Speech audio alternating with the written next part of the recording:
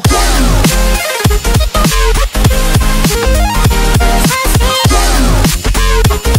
Le match, 2-1. À 4 jours de son quart de finale aller de Ligue des Champions, mercredi chez l'Ajax Amsterdam. Massimiliano Allegri, l'entraîneur de la Juventus Turin, avait aligné une équipe de départ très renouvelée.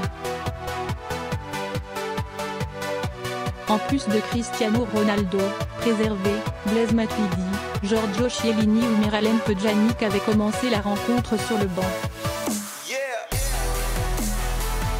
Cela s'est vu, la Juventus a longtemps peiné et sa première période a été plutôt ratée.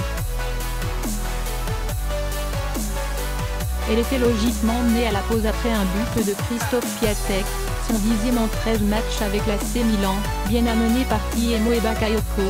En seconde période, la Juventus a tremblé à quelques reprises, frappe de Borini et Calhanoglu sur le petit filet extérieur, mais a retrouvé de l'emprise au fil des changements, notamment avec l'entrée de Pjanic, 61e, dans la foulée du pénalty égalisateur signé Paulo Dybala.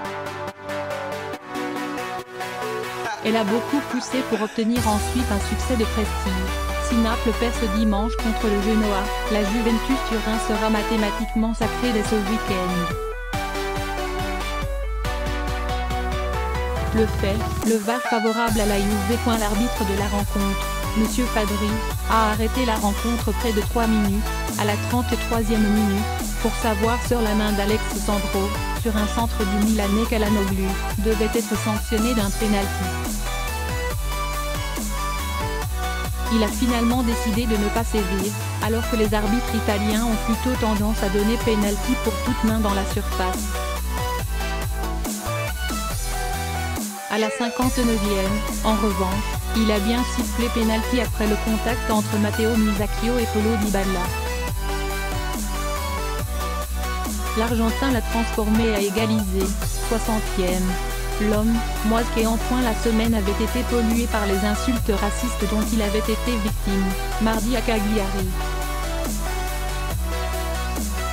Hier, le jeune attaquant italien a débuté sur le banc mais il a réussi son entrée, en croisant parfaitement la frappe qui a donné la victoire à la Juventus Turin, son 5e but en 7 matchs avec la Juventus cette saison.